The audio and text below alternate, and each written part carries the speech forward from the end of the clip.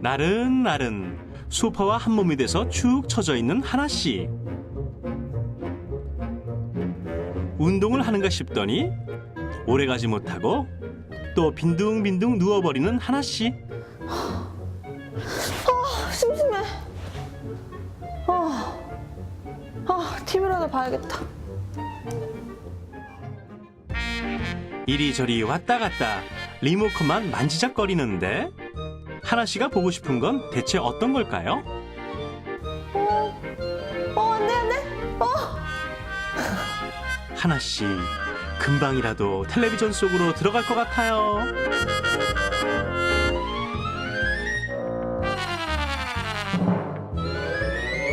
그렇게 재밌어요? 같이 좀 봐요. 초롱초롱 하나 씨의 호기심이 가득한 눈빛.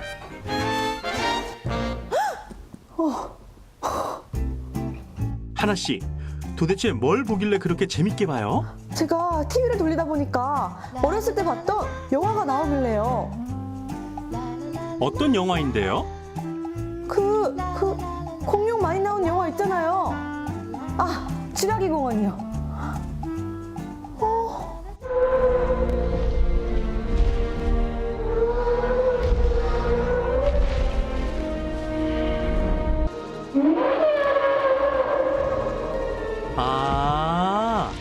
오래전 지구에 살았던 공룡이 나오는 영화 맞죠? 영화에서처럼 실제로 공룡이 우리 앞에 있다면 얼마나 신기할까요? They're moving in herds.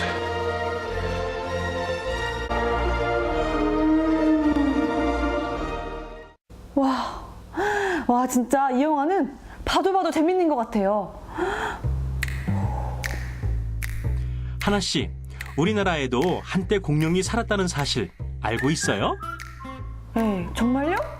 이렇게 아파트가 빼곡하게 들어있고 또 차도 많이 다니는데 공룡이 어떻게 살아요? 에이, 지금이야 이런 모습이지만 아주 예전엔 정말 공룡이 살았다고요. 정말요? 근데 그걸 어떻게 알았는데요? 바로 화석 때문이에요. 화석? 그게 뭔데요? 하나 씨, 화석을 몰라요? 모를 수도 있죠. 모르면 배우면 되잖아요. 그럼 오늘은 화석의 모든 것을 알아봐야겠어요. 살아있는 박물관, 신비한 화석의 세계로 지금 함께 떠나볼까요?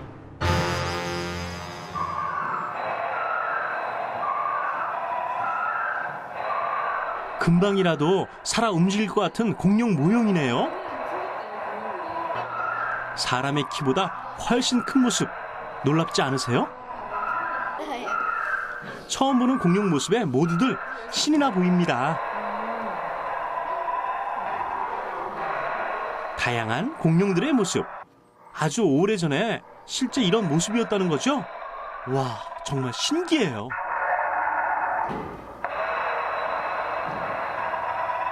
와, 공룡 좀 봐봐, 얘들아. 와, 움직여. 진짜 사람 움직이는 것 같지? 그치, 얘들아? 네, 진짜 같아요. 그런데 옛날에 카메라가 없었는데 공룡이 저렇게 생긴지 어떻게 알았어요? 옛날에 이렇게 많은 공룡들이 사는 건 어떻게 한 거예요? 그렇네. 그게 다 화석 때문이라고 하거든? 그런데 너희는 화석이 뭔 줄 아니? 글쎄요, 잘 모르겠는데요. 언니 좀 가르쳐주세요. 언니가? 사실 언니가 화석에 대해서 잘 모르거든. 그럼 오늘 화석에 대해 알려주실 선생님을 모셔볼까? 네. 선생님!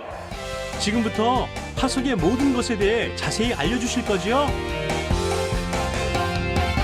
선생님 둘러보니까 여기 다양한 공룡들이 많더라고요.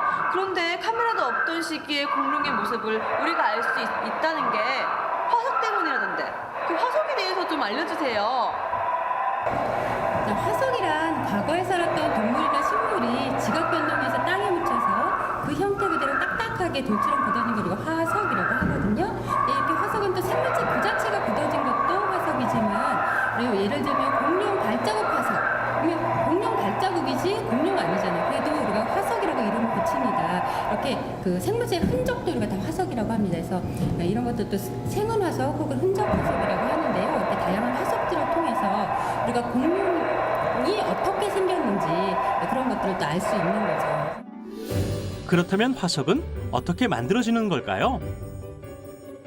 당시에 살았던 동식물이 죽어서 땅에 묻히는데 이때 분해되지 않아야 해요. 딱딱한 껍질이나 골격이 있어야 한답니다. 퇴적과 침식이 반복되면서 연약한 부분은 사라지고 딱딱한 부분만 남는데 이게 바로 화석이 되는 거죠.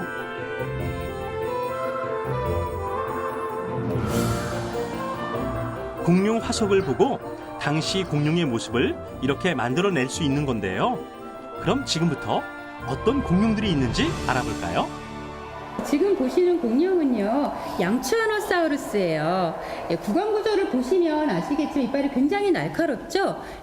고기를 먹는 육식 공룡이었으면 알 수 있습니다. 사냥을 하고 살코기를 뜯어 먹으려면 저렇게 또 날카로운 일을 가졌어야지 됐겠죠. 양추아노사우루스는 쥐라기 후기 때 살았던 공룡으로 몸 길이는 무려 8m로 추정되는데요. 1970년대 중국에서 발굴이 되었답니다.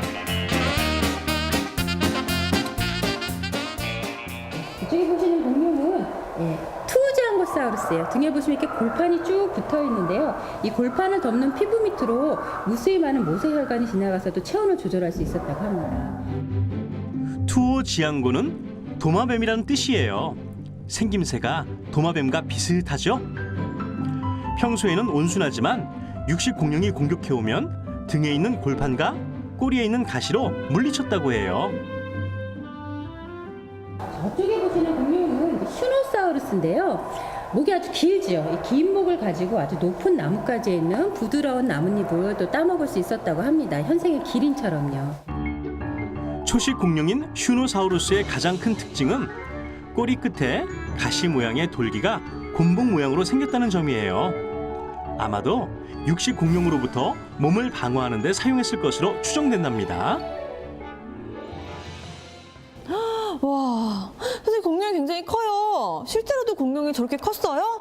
예, 지금 보고 계신 이 공룡은 그렇게 큰 공룡이 아니에요. 여러분들 잘 알고 계신 티라노사우루스 아시죠? 네. 티라노사우루스 같은 경우 실제 크기 한 13m에서 15m 정도 됐거든요. 여러분들 웬만한 3, 4층 건물 높이 생각하시면 됩니다. 정말 상상이 되지 않는데요. 이렇게 어마어마한 크기의 공룡이 지구에 살아 있었다니 믿기지 않죠. 이제 본격적으로 화석에 대해서 알아보도록 해요. 선생님, 이건 뭔지 딱 보면 알 것 같아요. 돌이잖아요. 그런데 무슨 돌이길래 이게 화석으로 전시가 되어 있는 거예요? 돌이라니요. 하나씨 잘못 본 거 아니에요? 그런데 자세히 보니 동글동글 돌처럼 생기긴 했네요. 이건 돌이 아니고요. 이것도 일종의 화석이거든요. 예, 여러분들이 한번 맞춰보시겠어요? 뭐처럼 보이시나요? 알 듯 모를 듯 차근차근 살펴보고 있는데요. 과연 아이들은 어떤 화석이라고 생각할까요? 거북이 등껍질 같아요. 육식공룡의 똥 같아요. 이거는 옛날에 공룡들이 발이 아팠을 때 썼었던 안마기계 같아요. 네, 우리 친구들이 재밌는 얘기들을 많이 해주셨는데요. 지금 보고 계신 것은요, 공룡 알 화석이에요. 공룡은 난생이었거든요. 그래서 우리가 공룡이 알을 낳았다는 걸 알 수 있는 게 또 이렇게 공룡알 화석이 발견되고 있기 때문입니다. 아, 선생님 그러면 이 공룡알 화석을 보면 어떤 공룡의 알인지도 알 수 있을까요? 공룡알 그 자체만 가지고 우리가 그렇게 쉽게 추측할 수는 없어요. 물론 학자들이 연구한 연구 데이터가 있긴 하지만 대개의 경우는 이제 같이 발견이 된 정황이나 그 주변의 증거들을 가지고 이 어느 공룡의 알일 것이다 또 추측이 가능합니다. 안타까워라. 공룡으로 태어나기도 전에 이렇게 딱딱하게 화석이 되어버렸어요. 이렇게 화석은 생물의 모습뿐 아니라 생물이 살던 시대에 대한 정보를 우리에게 알려준답니다. 예, 우리 그럼 다른 화석들에 대해서 좀 알아볼까요? 네. 이번엔 또 어떤 화석이 기다리고 있을까요? 지금은 존재하지 않지만 과거 몇 억만 년 전에는 어떤 생물들이 살았는지 정말 궁금해요. 네, 이건 바로 이제 암모나이트 화석인데요. 이제 진화론자들이 이야기하는 중생대 표준 화석이죠. 암모나이트 생긴 모습 보면 어떠세요? 뺑글뺑글뺑글 뭐처럼 생겼어요? 달팽이. 달팽이요. 생겼죠. 그럼 거대한 달팽이였을까요? 아니요. 네, 아니에요. 예, 암모나이트는요, 두 종류 연체 동물이었습니다. 우리 그냥 손쉽게 모자 쓴 오징어다라고 생각하시면 딱 맞습니다. 이 밑으로 오징어 다리가 이렇게 달려 있었어요. 그래서 그리고 헤엄쳐서 또 이동을 했다고 합니다. 선생님, 다 똑같은 이름인데 모양이 왜 다 달라요? 아, 예, 다 암모나이트라고 써있는데 왜 모양이 다르냐고요? 이제 종이 달라서 그래요. 이제 보시면 그 격벽이라든가 이런 그 생긴 모양을 가지고 이제 또 나름대로 그 종의 구분들이 또 있습니다. 예, 그래서 다양한 형태를 가지고 있죠. 네.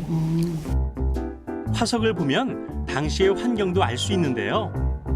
헤엄을 치고 살았던 암모나이트가 발견된 장소는 아주 오래전 바다였음을 자연스럽게 추측할 수 있겠지요. 저기 보이는 화석은 우리가 흔히 알고 있는 삼엽충인데요. 삼엽충은 고생대의 대표 동물이었어요. 바다 밑을 기어다니면서 살았는데요. 지금의 새우나 가재와 같답니다. 그 외에 다양한 어류 화석, 조개 화석, 그리고 식물 화석도 볼 수 있었는데요.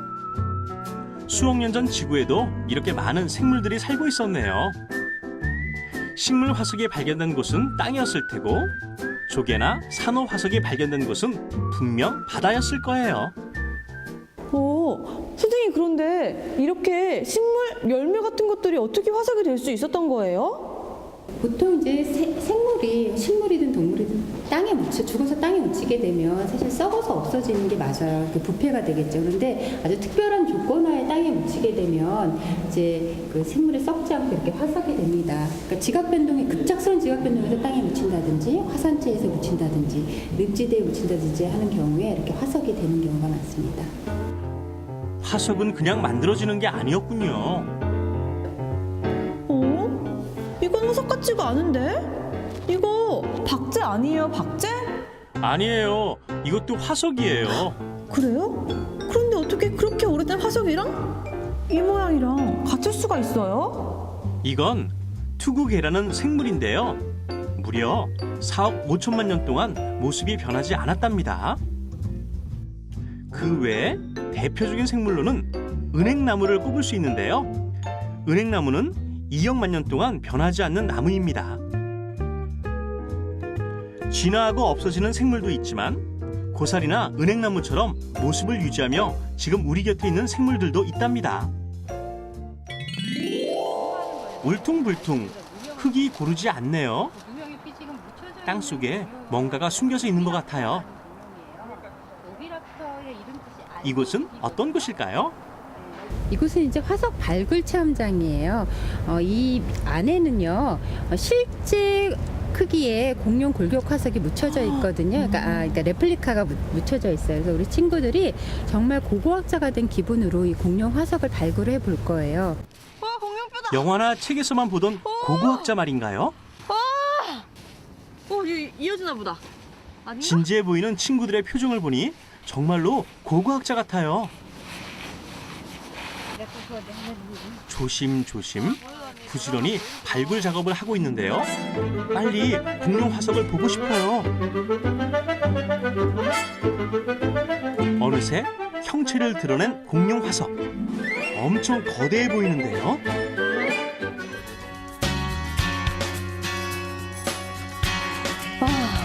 이 동굴 또한 수천 년의 역사를 거쳐 만들어진 작품이라고 할 수 있잖아요.